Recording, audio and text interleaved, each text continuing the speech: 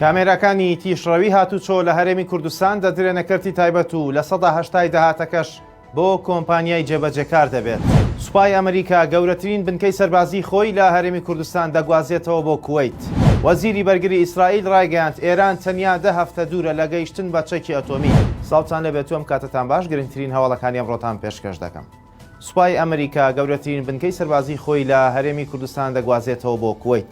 سەرچاوەیەکی ئاگادار لە سەردانەکەی شانتی عێراق بۆ ئەمریکا ئاشکرای کردووە ئەمریکا بنکە سەربازیەکەی خۆی لە هەولێرەوەکە بنکەی سەربازی هەریرە بۆ کوێیت دەگوازێتەوە. بە گوێرەی راپۆرتێکی ڕۆژنامەی ئەخباری لوبنانی کە لە زاری سەرچاوەیەکی نزیک لە قاسم عەرەجی ڕاوێژکاری یاساییشی نیشتیمانی عێراق بۆ سەردانەکەی ئەمریکا بڵاوی کردوێتەوە تا کۆتایی ئەم ساڵ جگە لە ڕاهێنەر ئەمریکیەکان ئەویش لە سەرداوای عێراق و بە ژمارەیەکی سنووردار هیچ هێزێکی ئەمریکا لە سەرخاکی عێراق نامێنێت. ڕۆژنامەکە لە زاری ئەو سەرچاوەیەوە دەشڵێت ئەمریکا بنکە سەربازیەکەی خۆی لە ئەمبار کە عین ئەسەدا بۆ ئوردن دەگوازێتەوە. ئامانج لەو کارەش پاراستنی زیاتری ئیسرائیلە کە هاوسنووری ئوردنە. بنکەی سەربازی هەریر یەکێکە لە بنکە سەربازی ئەستراتیژیەکانی ئەمریکا لە عێراق کە 115 کیلۆمەتر لە سنووری ئێرانەوە دوورە.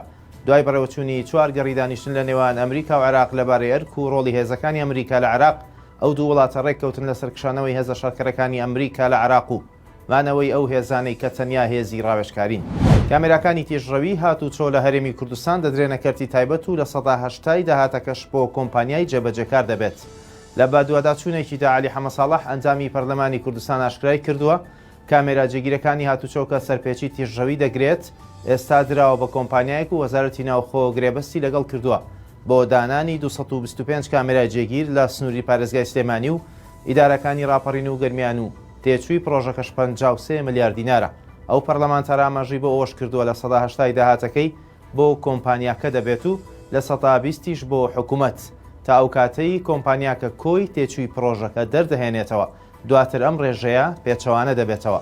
ئەوەش لە کاتێکدا لە ماوەی ڕابردوودا پێشکەشکردنی چەندین خزمەتگوزاری گشتی دراونەتە کەرتی تایبەت لەوانە کۆکردنەوەی کرێی تابلۆی بازرگانی و خاڵە سنووریەکان.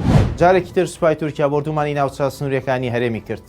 پێشنیوەڕۆی ئەمڕۆ فڕۆکە جەنگیەکانی تورکیا شاخی کوڕەژاریان لە سنووری ناحیەی شیراتزێ بۆردومان کرد. پەیامنێری شارپرێس ڕایگەیاند ئەو شوێنەی بۆردومانەکە کراوە تونێلێکی گەریلەکانی پارتی کرێکارانی کوردستانی لێبووە، بەڵام زیانەکان نەزانراون. ئەوەش لە کاتێکدا شەوی ڕابردووش فڕۆکە جەنگیەکانی تورکیا دەوروبەری گوندی هەروریان بە توندی بۆردومان کرد. هاوکات ماوەی 3 ڕۆژە بەهۆی بۆردومانەکانی تورکیاوە لە سنووری ناحیەی ماسی چەند گوندێک بێکارەبا بوون. ساڵانە سوپای تورکیا بە بیانووی بوونی گەریلەکانی پەکەکە سەدان جار بۆردومانی ناوچە سنووریەکانی هەرێمی کوردستان دەکات و بەو هۆیەشەوە چەندین کەس بوونێتە قوربانی و چەندین گوندی ئەو ناوچانەش چۆڵ کراون. وەزیری بەرگری ئیسرائیل ڕایگەیاند ئامادەن هێرش بکەنە سەر ئێران.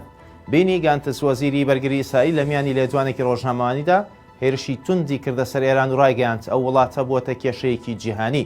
وەزیری بەرگری ئیسرائیل باسی لەوەش کردووە ئامادەن هێرش بکەنە سەر ئێران چونکە بەوتەی ئەو ئێران تەنیا 10 هەفتە دوورە لە بەدەستێنانی بۆمبی ئەتۆمی. هەر بەوتەی بینی گانتس ئێران دەیەوێت تەحەدای ئیسرائیل بکات، ئەویش لە ڕێگەی بەهێزکردنی پێگەکانی خۆی لە لوبنان و غەزە و سووریا و عێراق. لە دوای ڕوخانی ڕژێمی شاو هاتنە سەر حکمی کۆماری ئیسلامی لە ئێران پەیوەندیەکانی ئەو دوو وڵاتە لەگەڵ یەکتری تێکچوو. لەو کاتەشەوە تاوەکو ئێستا ئاسایی نەبووەتەوە و هەردوو لا یەکتری بە مەترسی دەبینن بۆ سەر وڵاتەکەیان. سەرۆکی هەرێم و سەرۆک کۆماری عێراق بە سەردانێکی فەرمی و بە جیا گەیشتنە تاران.